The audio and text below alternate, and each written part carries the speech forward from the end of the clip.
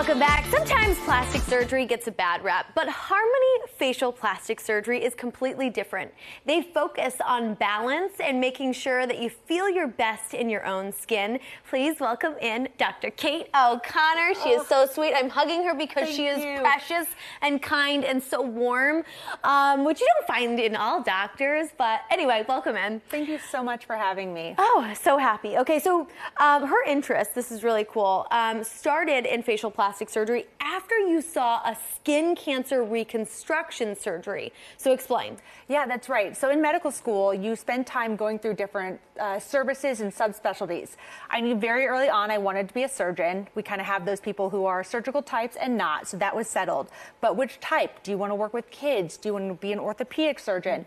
And with skin cancer reconstruction, I have a personal history. Many of my family members have had all the types of skin cancer, and to know what that can be like in terms of stigmata and stigma on your face, we in real time took something that could have been a source of embarrassment or a bad memory or made someone insecure and blended it into the rest of their face so you couldn't even tell that we had been there. And that was when I was like, oh my gosh, I found my home, I found my people, and this is what I want to do with the rest of my life. It's incredible. And we were talking about when I had first met you about, nose jobs and how, it could really change someone's life completely. So let's talk about the procedures that you really specialize in. Absolutely, I'd be delighted to. So as a facial plastic surgeon, I only operate on the neck up, right? There are tons of talented plastic surgeons out there who can help with other things, but for me, that's where I live and breathe and where all my attention and expertise is.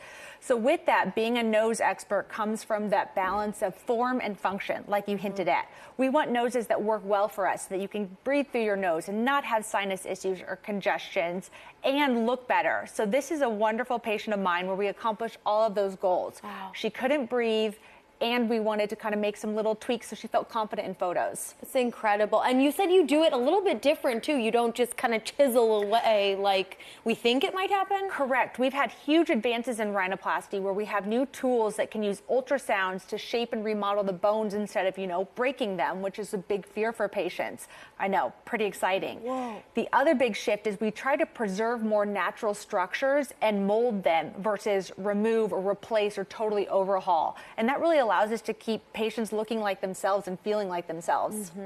Okay, you also do facelifts too. Let's talk about that. That's like my other passion. Facelifts are so powerful because, again, they're meant to kind of just give you your spark back.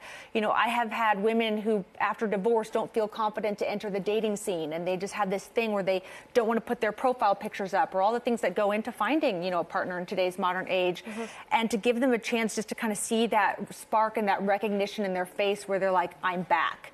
So for facelifting, just like revolutions in rhinoplasty, we're starting to preserve more of patients' anatomy and changing our techniques so that they last longer and look softer and prettier. And the big passion of that would be deep plane facelifting. And that's kind of the gold standard to accomplish all of those in one operation. Wow. And you have different levels of facelifts, and it really depends on what you're looking for out there. Exactly. I personally was looking for just a little tweak with some Botox.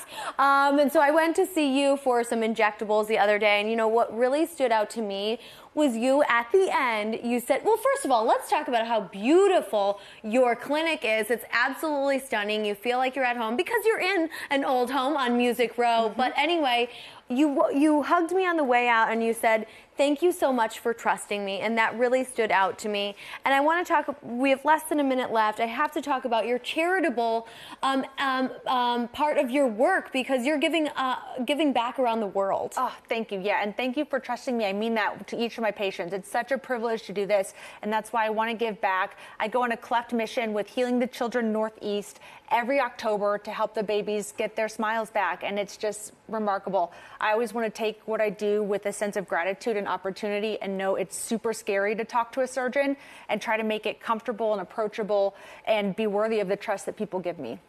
You make it happen. Thank you, doctor. Everyone. It's a pleasure to be here. If you have questions, reach out. They have something for everyone, and they will make you feel comfortable in your very own skin, which is incredible. Visit harmonysurgery.com. Thank you. Thank you.